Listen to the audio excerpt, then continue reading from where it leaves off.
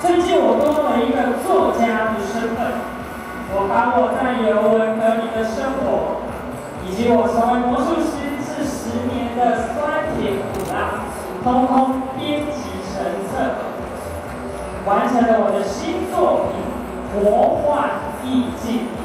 那里面也有写到这2年在球场表演愉快的回忆，请大家多多支持。特别感谢乐天桃园的刘领队大力支持的，在封面帮我挂名推荐，再次感谢。更特别的是，可以在这个作品，可以在乐天所有10号球员们，我是柯佳燕。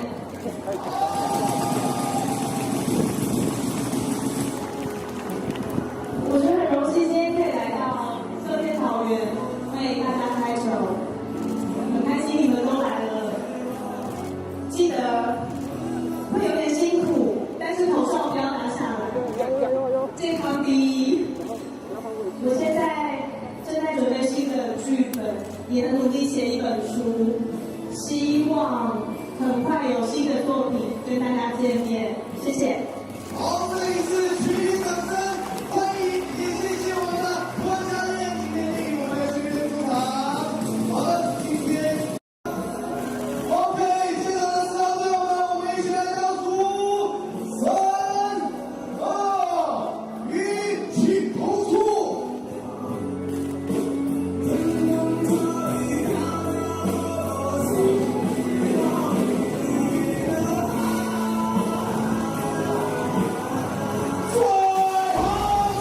也是在练头的时候跟那个乐天的人聊天，才知道说我之前来的那一次是打者，就他们的仪式上来参加，但是我是要挥空，他说这个仪式是这样，不能轻重，这样，但是也是第一次在投手球上面投球，感觉还蛮特别的。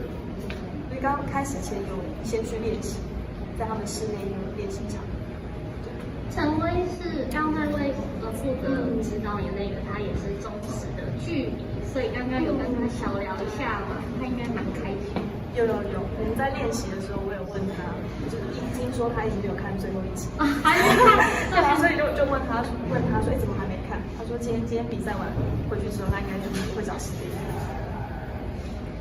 其实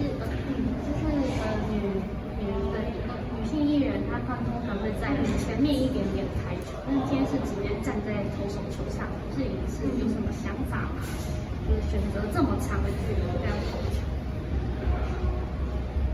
什么意思？就是他会往前一点，但是你是直接站在投手球上，因为就不想输啊。因为今天在练习的时候，我有发现那个距离真的很远，其实投起来蛮吃力的，加上我们平常根本不会接触棒球，所以他其实投球还是有一些基础性。对，但我刚刚就问他们说，之前有人是站在投手球上的嘛，就是没有往前，他们说还是有。我说好，那没关系，我站在这边练。就希望可以尽量。